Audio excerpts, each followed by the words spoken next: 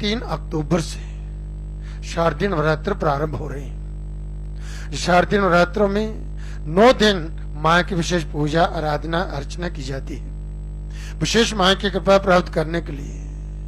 तो 3 अक्टूबर से नवरात्र प्रारंभ हो रहे हैं और 12 को इनकी समाप्ति। इस बार एक नवरात्र अधिक है, एक तिथि इसमें बढ़ गई है, तृतीय तिथि 2 दिन है, इसलिए नौमी जे 12 तारीख को होगी। नौमी का पारण जो है तो नौमी तिथि जे 12 तारीख को जी 11 बजे तक रहे, 10 मिनट कम 11 बजे तक रहेगी। तो इसलिए नौमी में जो लोग पारण करेंगे वह 11 बजे से पहले।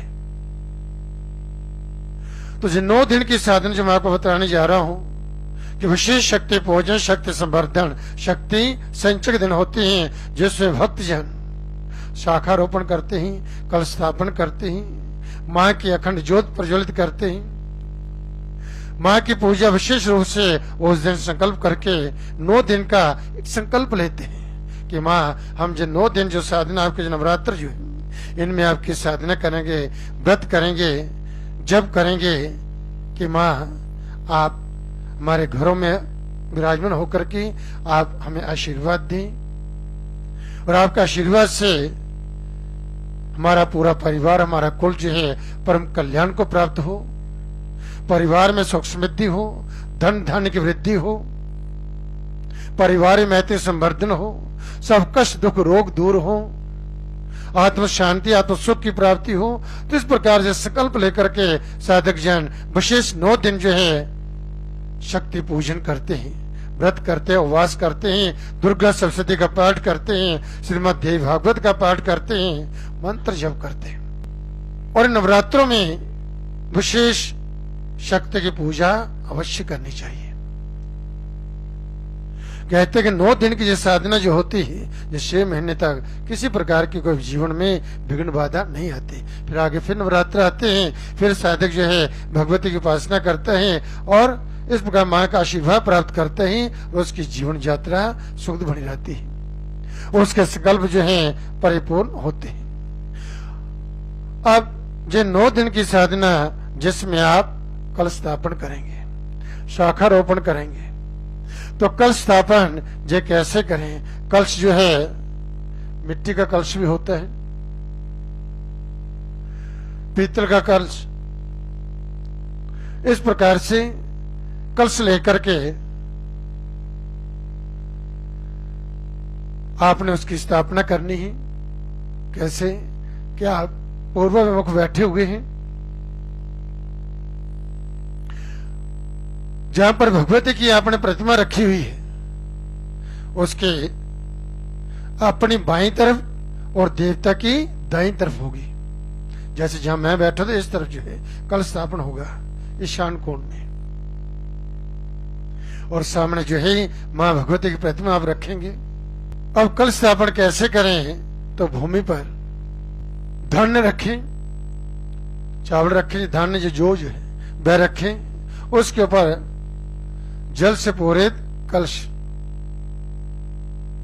कलश को रखें और फिर कलश में जब जल डाल दिया तो उसमें गंगा जल भी डाल लें, थोड़ा गंगा जल डाल लें, फिर उसमें चंदन डाल लें, सर्वौषधि डाल लें, दुर्वा, घास की जो दुर्वा होती है ये दुर्वा कूच बना करके आप दुर्वा दल जो है उसमें डाल लें।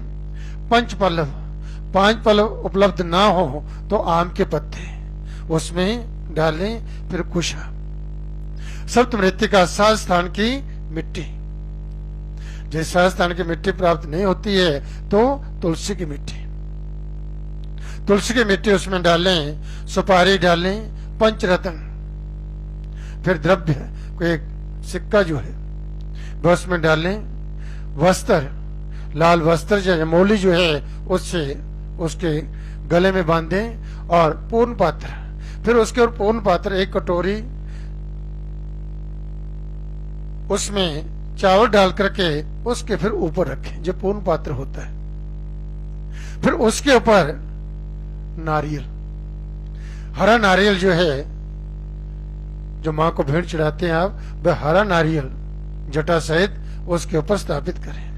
अब यहां पर जो नारियल कैसे रखें, तो नारियल के लिए आप विशेष ध्यान दें कि नारियल कैसे उसके ऊपर रखना चाहिए।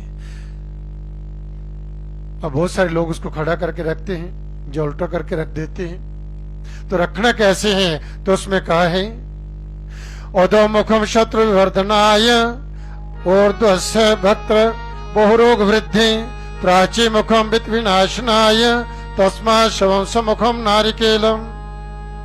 अधोमुखम शत्रु विवर्धनाय, उसका मुख जो होता है जहां पर नारियल ऊपर लगा हुआ होता है, वह डुंडली जो है वह अपनी तरफ होनी चाहिए।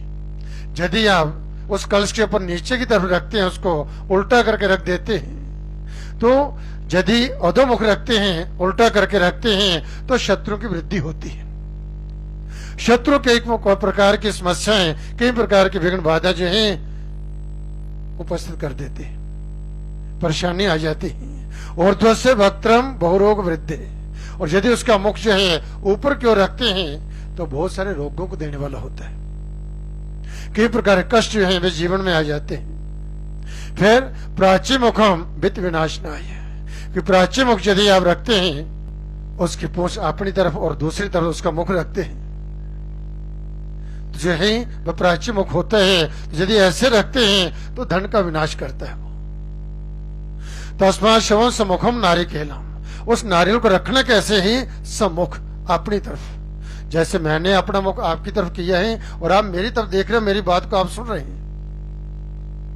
और आपकी प्रार्थना जो है, जब आप देवता की स्थापना करते हैं तो सम्मुख होकर के करते हैं। तो जब उसके सामने प्रार्थना करते हैं तो उसकी हमारे सामने पीठ होगी, तो आपकी प्रार्थना को वह क्या सुनेगा।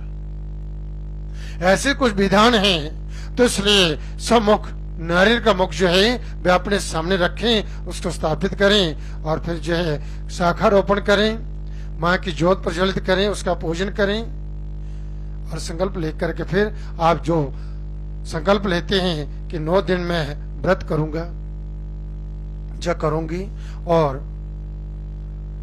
जब बीज मंत्र का जब दुर्गा सप्तशती का पाठ, जो भी आप उन नवरात्रों 9 दिन माँ की आप साधना करते हैं, वो संकल्प लेकर के अपनी पूजा पाठ जो है वह प्रारंभ करें। बोलो सच्चे दरबार की जय।